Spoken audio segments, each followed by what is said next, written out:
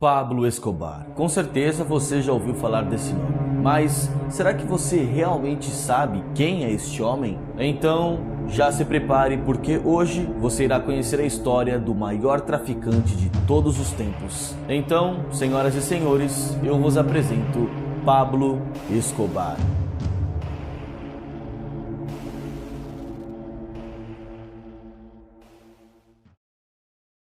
Pablo Emílio Escobar Gaviria nasceu em 1º de dezembro do ano de 1949, em Rio Negro, na Colômbia. Apesar de toda a fortuna que acumulou ao longo de toda a sua vida, Pablo Escobar veio de uma família pobre e humilde. Ele era o terceiro dos 7 filhos de seus pais, Abel de Jesus Escobar, que trabalhava como caseiro em um sítio, e sua mãe, Hermilda de los Dolores Gaviria, que era professora em uma escola da região em que eles moravam. Desde jovem, Pablo já demonstrava ser um garoto muito esperto, encontrando formas de ganhar dinheiro. Ele já trabalhou com muitas coisas, desde empacotador em supermercados, bicos como flanelinhas em estacionamentos e até mesmo como segurança também. Quando terminou seus estudos, ele chegou a entrar em uma faculdade. O curso escolhido por ele era Ciências Políticas, mas ele teve que desistir porque não tinha dinheiro suficiente para pagar as mensalidades da faculdade. Então, Pablo encontrou uma solução rápida e prática para os seus problemas: o crime.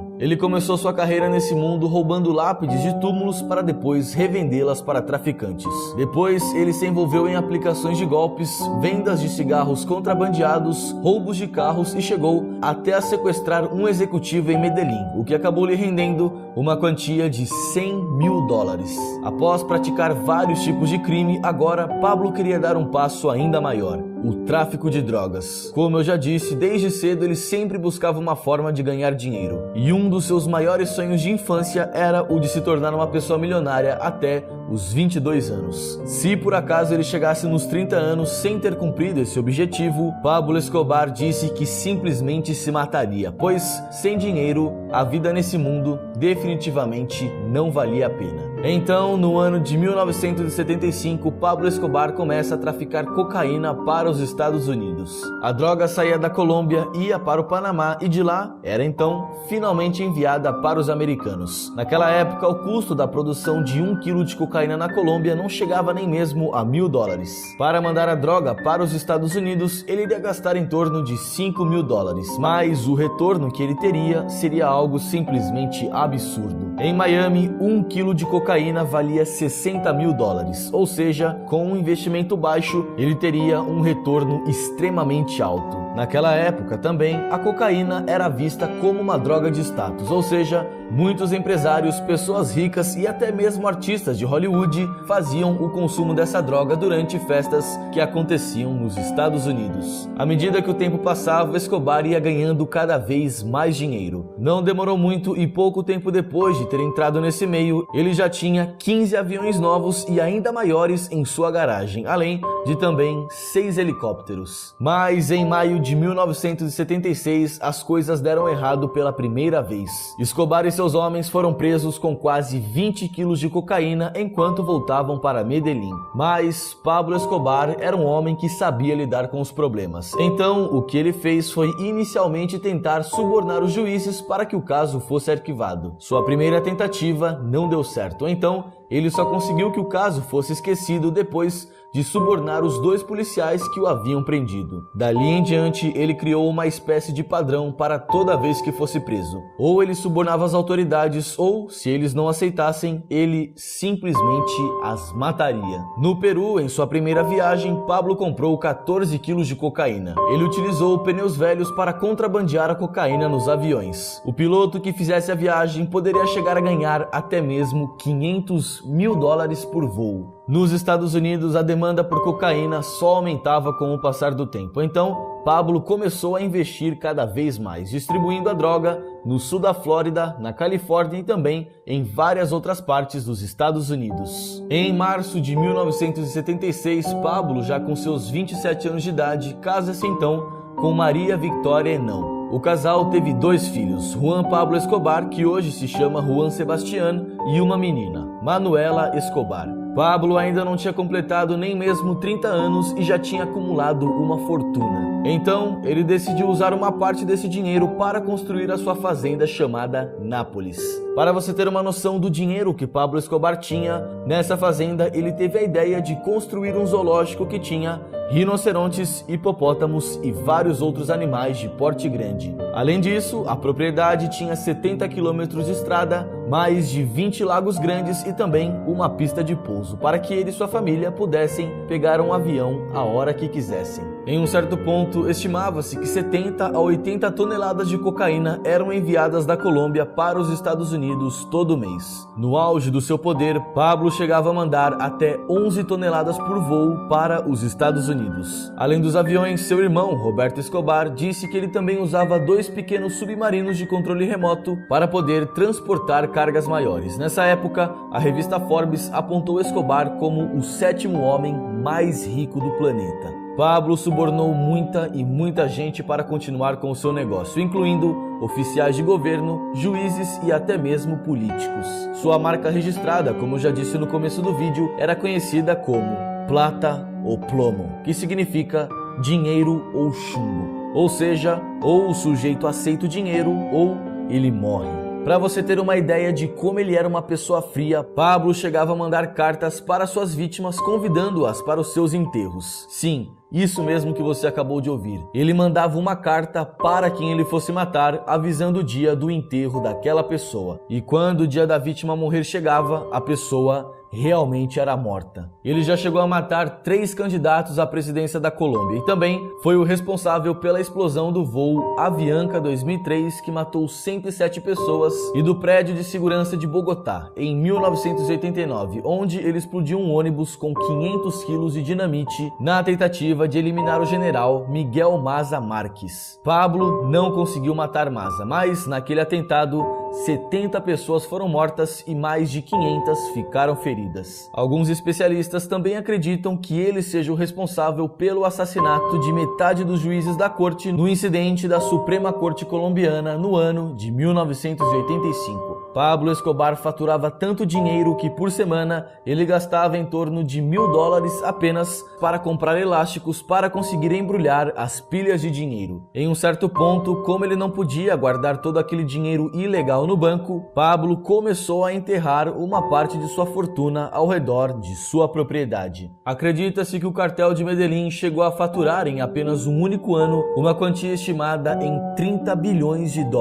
Escobar chegou a ser declarado como o principal inimigo do governo colombiano na época, além de também ser um dos principais alvos dos Estados Unidos. Por outro lado, em Medellín, para a grande maioria das pessoas, ele era visto como um herói, tendo trabalhado para melhorar as condições de vida da população de Medellín, tendo doado dinheiro para os mais pobres e também já tendo construído estádios de futebol e financiado times de sua cidade. Pablo também tirou várias pessoas que moravam no lixão da cidade e construiu casas para que elas pudessem morar. Tudo isso fazia com que as pessoas o vissem não como um traficante e um criminoso extremamente perigoso, mas sim como uma espécie de Robin Hood que tirava dos mais ricos para distribuir para os mais necessitados. Então, a população de Medellín fazia de tudo para ajudar Pablo, omitindo informações sobre ele para as autoridades. Inclusive, ele se aproveitou do seu carisma e usou toda a sua lábia para conquistar o público e entrar na política, pois uma de suas maiores ambições era se tornar um político. Pablo queria ser presidente, inclusive ele chegou a se tornar um congressista. No entanto, o ministro da Justiça, Rodrigo Lara Bonilla, começou a confrontar Pablo, afirmando que o dinheiro que ele recebia era sujo, pois naquela época muitas pessoas não sabiam ou não faziam nem ideia de onde vinha toda a fortuna dele. E quando Pablo era questionado durante entrevistas se ele tinha algum envolvimento com o crime ou com o narcotráfico, ele simplesmente negava com a maior calma do mundo. Rodrigo conseguiu mostrar quem realmente era Pablo Escobar e todo o seu negócio para o mundo. No entanto, infelizmente, ele acabou pagando o preço por ter desmascarado Escobar com a sua vida. Pablo, então, ordena o assassinato de Rodrigo Bonilla. Depois disso, algum tempo depois, Pablo Escobar começou a aparecer em cartazes e a ser procurado pela polícia por ser o chefe do cartel de drogas mais poderoso do mundo, ou seja, o cartel de Medellín. Mas Mas, apesar de todos os esforços e independentemente de quantos homens a polícia enviasse, eles nunca conseguiam pegar Escobar. Além disso, ele também tinha informantes dentro da polícia que o ajudavam a escapar. Em 1989, ele mandou assassinar o comandante da polícia, Valdemar Franklin Quintero, mas as coisas não saíram como Escobar esperava. E o que aconteceu foi que, na verdade, o carro que um de seus capangas explodiu não era o de Valdemar, mas sim do governador Antônio Roldan Bettencourt. Pablo tinha fundado o cartel de Medellín ao lado de outros narcotraficantes, mas, apesar de toda a força que tinham, eles também tinham outro grande concorrente, o cartel de Cali. A rivalidade entre o cartel de Cali e o de Medellín chegou a um ponto tão extremo que uma bomba foi explodida no prédio Mônaco, na casa de Pablo e sua família. Escobar, sua mulher e seu filho conseguiram escapar, mas, a partir dali, além da polícia, agora ele também tinha que se preocupar com o outro cartel que queria matá-lo de qualquer maneira. À medida que o seu poder aumentava, Pablo também colecionava cada vez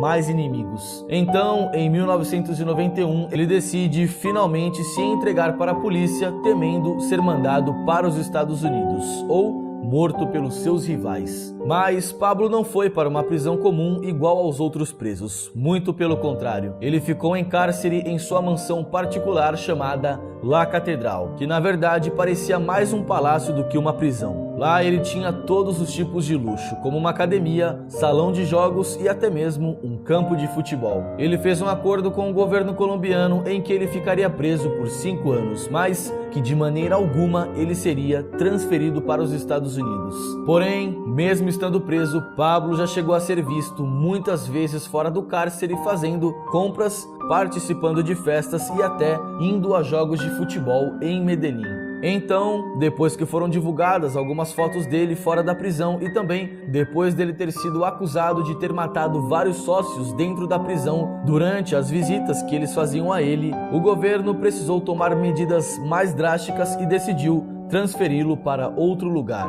Mas o que acabou acontecendo foi que em julho daquele mesmo ano ele conseguiu fugir temendo ser extraditado para os Estados Unidos, pois lá ele sabia que teria que ficar em uma prisão normal junto a outros presos e sabia que em um lugar como aquele ele não duraria muito tempo. Além disso, o governo colombiano chegou a um ponto em que eles não queriam mais apenas prender Escobar, mas sim matá-lo de uma vez por todas. Pouco tempo depois, um grupo denominado Los Pepes começou a matar os membros do cartel de Medellín. E assim, dessa forma, eles conseguiram aos poucos fraquejar o império e o suporte que Pablo Escobar tinha para se manter de pé. Pablo ficava cada vez mais sozinho e vulnerável. Foi somente no dia 2 de dezembro de 1993 que Pablo Escobar finalmente foi capturado. Ele cometeu o grande erro de ligar diretamente para sua família. Durante essa ligação, a polícia conseguiu identificar que ele estava escondido em um bairro de classe média de Medellín. Logo em seguida, as autoridades foram para o local. Quando chegaram lá, houve uma troca de tiros entre a polícia, Pablo Escobar e o seu guarda-costas. Os dois até tentaram escapar pelos telhados das casas vizinhas, mas eles acabaram sendo baleados e mortos pelos policiais.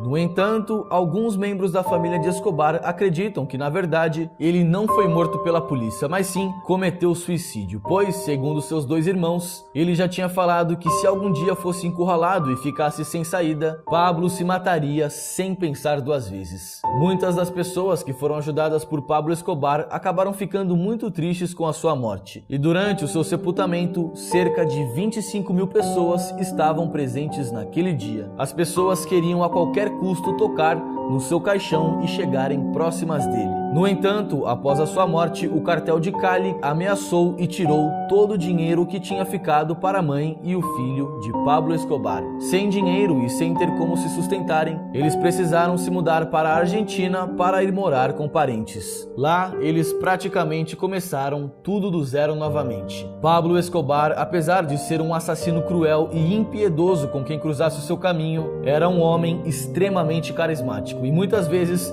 ele se aproveitava dessa imagem que passava ao público para conquistar a confiança das pessoas e tudo aquilo que ele mais queria: ele conseguiu construir um império recrutando vários jovens e adolescentes para trabalhar para ele. Esses jovens o idolatravam tanto que literalmente estavam dispostos a matar e morrer por ele. Eles fariam qualquer coisa que fosse preciso apenas para agradarem o seu chefe. Seu filho, Juan Pablo Escobar, fala que dentro de casa seu pai era um homem totalmente diferente. Pablo não era um homem arrogante, mas sim uma pessoa totalmente dócil, amoroso e muito diferente do Pablo Escobar que nós conhecemos, mas que infelizmente usou toda a sua inteligência para o mal e acabou causando a morte de muita gente inocente. Acredita-se que ele tenha sido o responsável pelo mandato e o assassinato de mais de 5.000 pessoas, se tornando assim um dos maiores e mais cruéis criminosos que a história já viu.